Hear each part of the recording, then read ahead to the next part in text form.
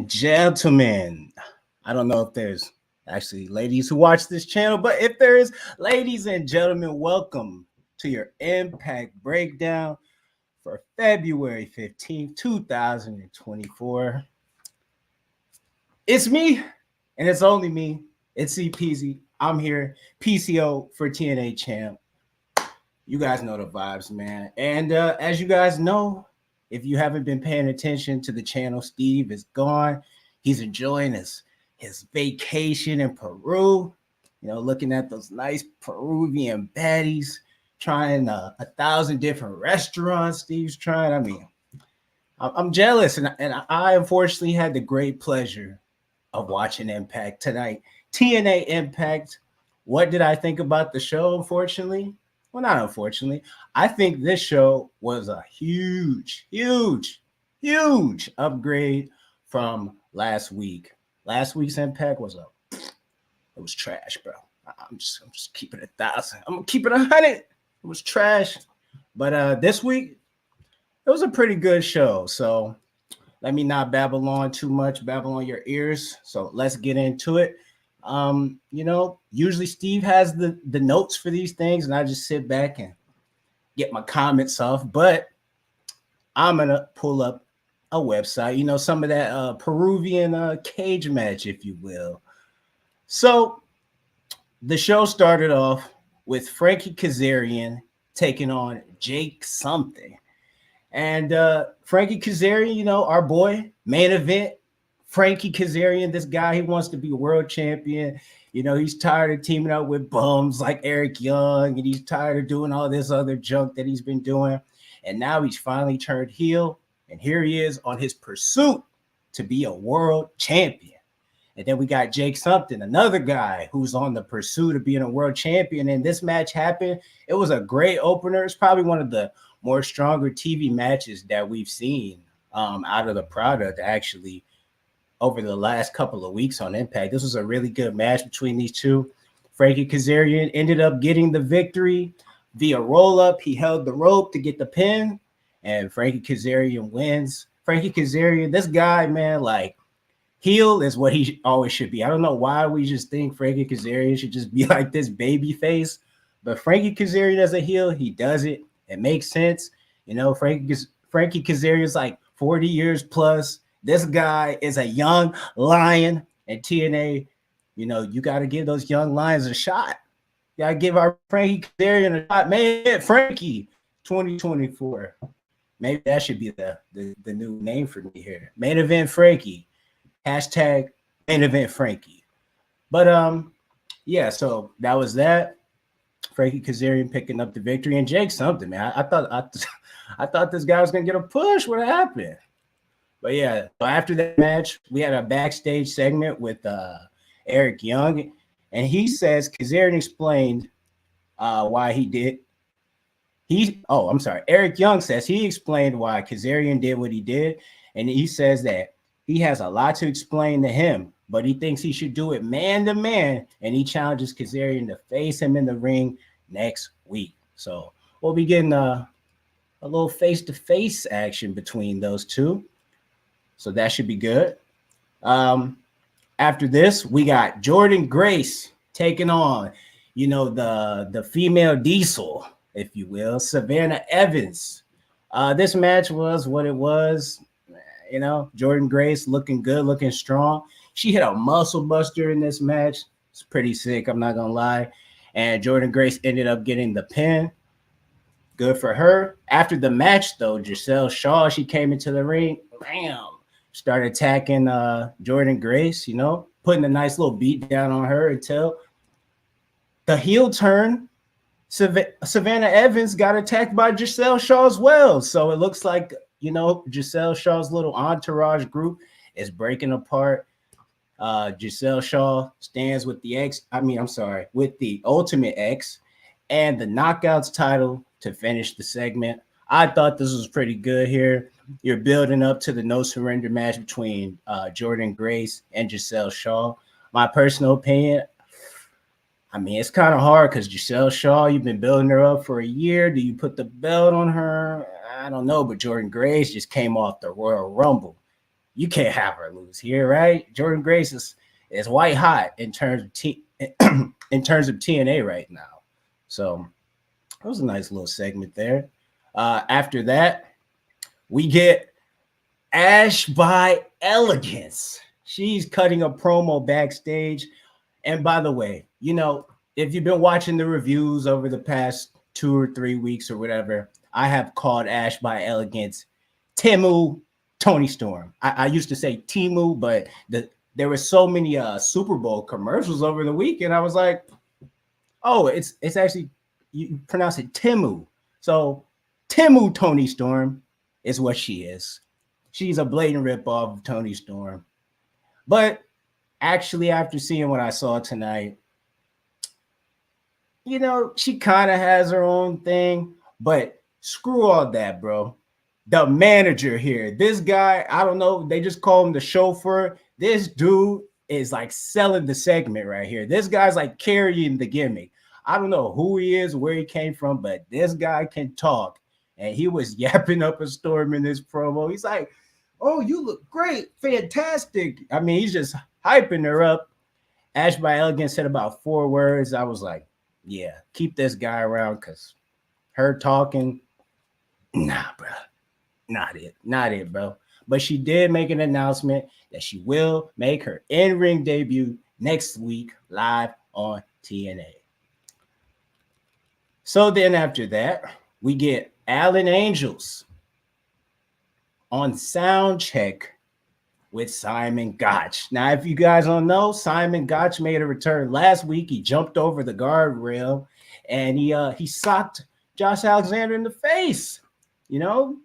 And when I'll be the first to admit here, when this happened, unfortunately, I was just like, who cares, bro? Like, it's Simon Gotch, bro.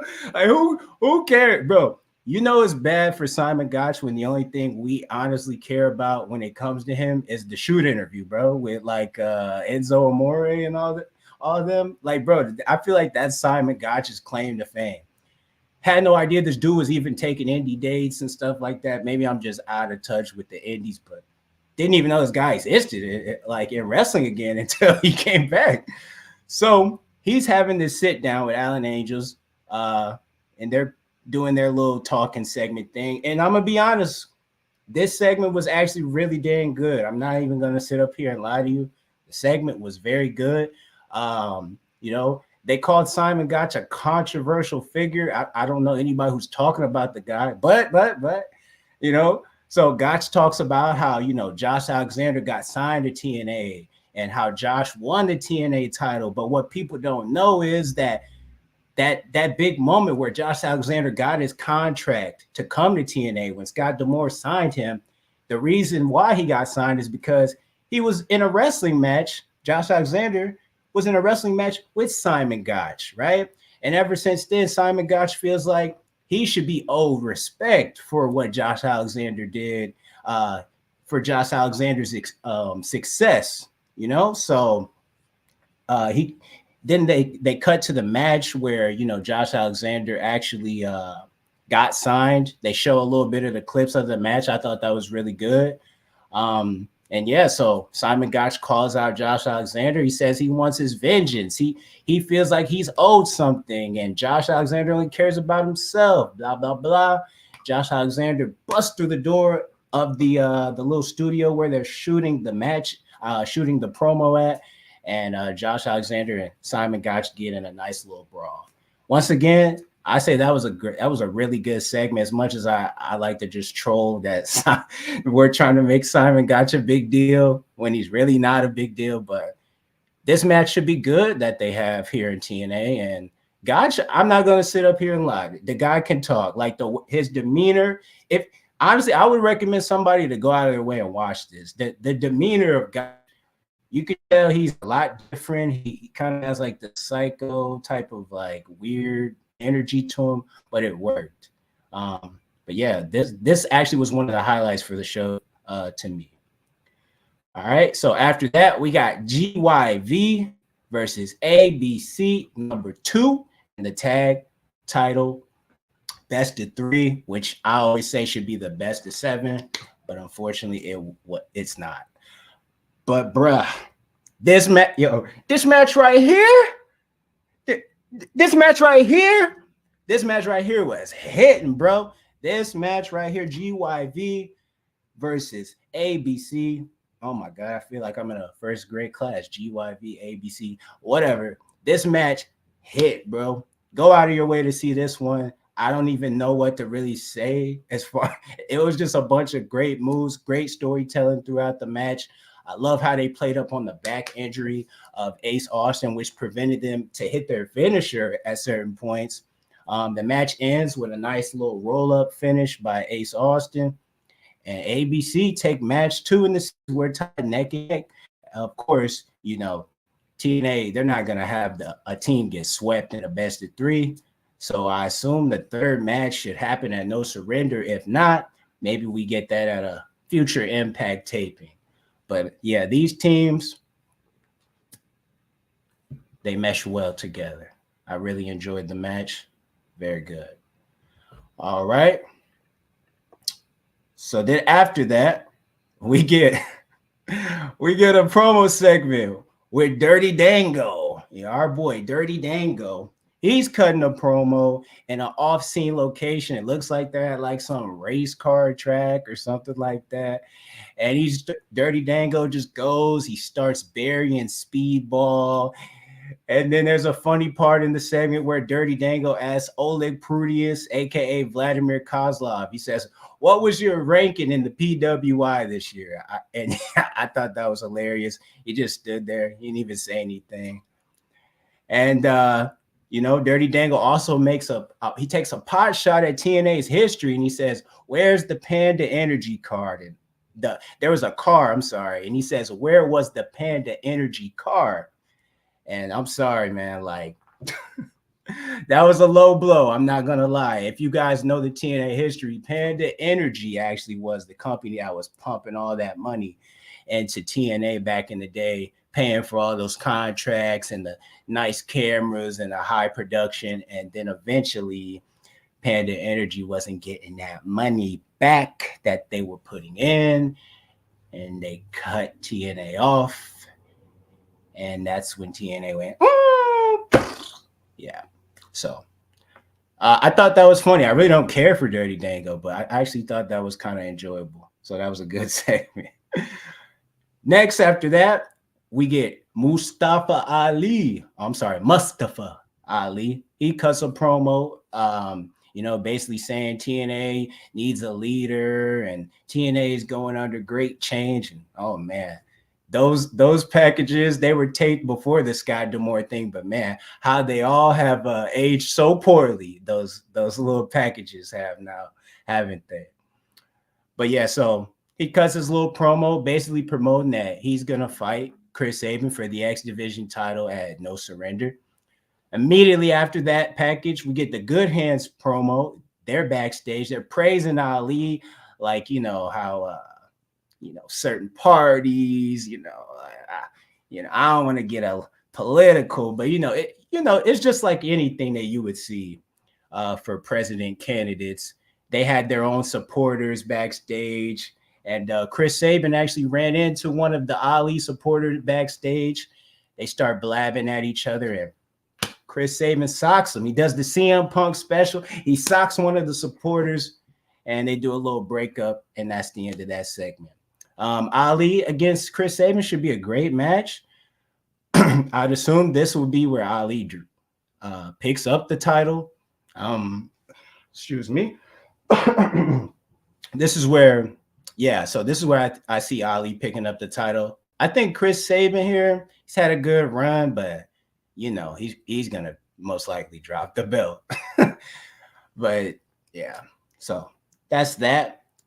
Then after that, we get Crazy Steve taking on Rhino.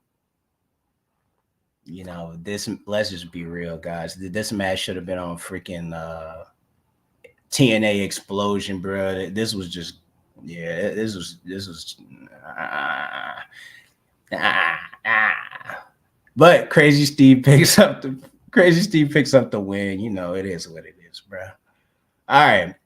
After that, we get a promo package from the greatest living demon of all time, one of the realest out of the black community, one of the true icons of the professional wrestling business. You guys sit up here and you talk about Stone Cold Steve Austin being one of the greatest of all time. He broke his neck and he got a roll up on Owen Hart, and you talk about Kurt Angle. Nah, we talk about PCO, people. PCO, you see it for world champion. PCO cut a promo in this little dark room, and he's calling out Big Con to a match at No Surrender, man. These guys are gonna kill each other. PCO's probably gonna pop his shoulder out and pop it back in. PCO gonna be hitting moonsaults, bleeding from A to Z. You know, some of you may laugh at this match, PCO and Connor from the Ascension.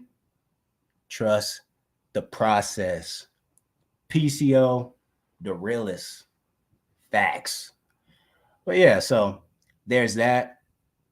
Should be a good match, in my opinion, at No Surrender. Then after that, we get AJ Francis. He comes out during Joe Hendry's match because Joe Hendry was supposed to face Diener. So during the entrance theme of Joe Hendry, you know, Joe Hendry's theme plays, and then AJ Francis is shown on the big screen, and he's rapping over Joe Hendry's theme song.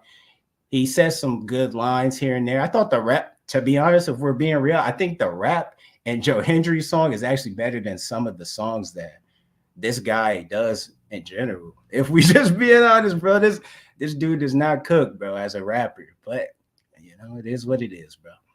Anyways, so yeah, after that, Dollar, he cuts a promo. He's laughing at Joe Hendry, blah, blah, blah. So then Joe Hendry says he's sad and he can't believe, you know, that somebody hurt his feelings. Someone got the one up on Joe Hendry. Usually Joe Hendry's the one making the songs on these people.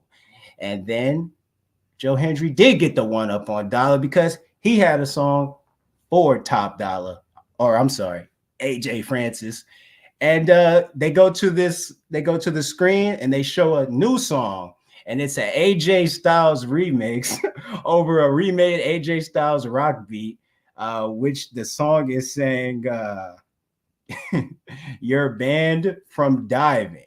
Yeah, so it was funny. Joe Hendry exposes his best friend named Steve. I don't really know what the significance of that is, but his name is Steve, and the crowd was chanting Steve, Steve, Steve, Steve, Steve at the end. I don't know. Maybe Steve himself on the channel here should clip that, and that could be like his new little clip he plays all the time. I don't know. But yeah, so they were chanting Steve, and then after that, Joe Hendry and Diener end up attacking. I'm sorry, Diener and Francis end up attacking Joe Hendry. And then Rich Swann, our boy Richie, you know, TNA world champion, a former TNA world champion, our boy Richie Swann. He came out and he tried to attack AJ Francis, but he didn't do it. He only saved Joe Hendry, but he didn't attack AJ Francis. So where's Richie Rich? Where's Rich Swann gonna go? Is he gonna side with Joe Hendry? Is he gonna go with Dollar, who's trying to improve his life? Because Rich Swann's character basically right now is that he's a bum, you know, and he's not getting much TV time. He's flying on commercial flights. This is what they're saying, not me. This is what they're saying. And Dollar wants to bring him up. You know, he wants to get Rich Swann back on the right spot. So I guess we'll have to keep watching this, you know, see what happens with that. It's a nice little mid-card feud. It actually has some story to it. So I ain't going to get too mad about that. After that, we got a package of Steve Macklin attacking Nick Nemeth in Puerto Rico. So they showed that Macklin pretty much beat him down after a match. Then after that package, we go straight into the Rascals and Steve Macklin cutting a promo. They get confronted by Speedball Mountain, Trent 700 pounds, because yo, what kind of vegan looks like that, bro? Yo, show me on the internet right now, bro. What kind of vegan looking like Trent 7, bro? Trent 700 pounds, bro. We don't, nah, bro. he must be eating cheeseburgers in dark corners of the room. But nobody, I don't trust you, Trent Seven. But Trent Seven cuts a promo. He confronts them. They talk it out, and Trent challenges Trey next week to a match on Impact. Then after that, we get Killer Kelly versus Jody Threat. I'll be honest, kind of used the bathroom during this match, so I don't really know what happened. I heard Jody Threat won this match, and then I think Decay came out or something like that. Like, I don't know, man. I feel like I'm Steve. I didn't even watch this match. I don't know. I feel bad, but yeah, life happens. But yeah, so they'll have a match. That Decay versus MK Ultra tag team, women's tag team rematch at No Surrender. And then we get into our main event of the evening, which was Moose going one-on-one with Kushida. Yes. And so something to point out to all of you is when Moose was making his entrance down to the ring, they announced on commentary that Moose is going to take on Alex Shelley one-on-one at No Surrender. Get this. Moose versus Alex Shelley at No Surrender in a No Surrender match. Oh, yeah. TNA is back, baby. Yeah, wacky matches and all this weird stuff going on. We're going to have a No Surrender match, dude. But yeah, so and they explain that the rules of this No Surrender match is going to be, so Moose will have 2 cornermen. So he'll have the system, and Alex Shelley will have 2 cornermen. So his cornermen are going to be Kushida and Kevin Knight. And so the way that you win this match is the match between the 2 opponents is no DQ. And the only way that you win is if you beat your opponent down so bad that the other corner has to throw in a towel to stop the match for their person that they're representing. So I kind of like the concept. I mean, it could sound a little complicated to some people, but it's kind of like one of those old school fight movies that you see, like where somebody, they just get beat down till they can't get beat no more. And, you just kind of stop it like that. Also, you could call this match the Sean Strickland Sneeko remix match. I don't know. You know what I'm saying? It could be something like that. But yeah, I'm actually looking forward to see how this concept works. And it also delivers a good, good psychology. It gives a chance to tell actually a really good story and get close-ups on like their faces and emotion. And I'm really looking forward to how they work that. But yeah, as far as the match goes between Kushida and Moose, it was a good match between the two. Moose ends up getting the win. After that, we get a beat down on Kushida, and then Shelley and Kevin Knight come out. We get a big schmoz, blah blah blah, beating everybody's fighting, and then Shelley and Kushida and Kevin Knight get the upper hand, and show close. So that was Impact for tonight. I may have missed something. I don't know, but you can comment if I did miss something. But yeah, so overall, Impact was a good show tonight. So much better than last week, bro. I'm not even gonna lie. Like last week, man. But this is a step in the right direction.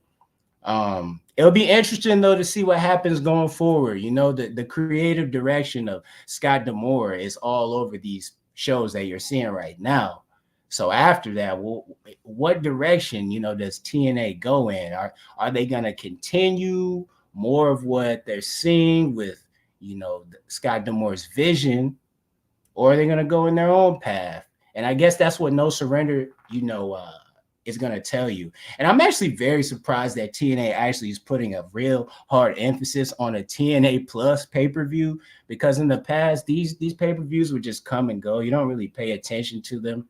But this show has actually had a really good build to where I actually care to watch it, you know? So yeah, I think that was pretty much it for tonight. Some TNA news I just wanted to, sprinkle in there. Scott Demore, the people are standing up for Scotty Sky, stand up for Scott Demore, hashtag we want Scott. That's who you should be chanting the we wants for. A guy who lost his job, not a little blondie over there trying to appeal to my people. He's not PCO. But yeah, so the TNA employees they're standing up for Scott Demore. So who knows? Maybe Demore, maybe he gets back in charge. I don't know. We'll have to see what happens. But yeah, that was TNA Impact for tonight, guys. Make sure to like, subscribe, leave a comment, become a channel member. There's a lot of great perks. You guys can join watch alongs and a bunch of other cool things. But yeah, so you can follow me at CPZ loves LUVZ and another U on X. Follow the channel Around the Point at Around the Point. It's all in the description right here. And yeah, thank you everybody for watching. I'm CPZ. I'm out.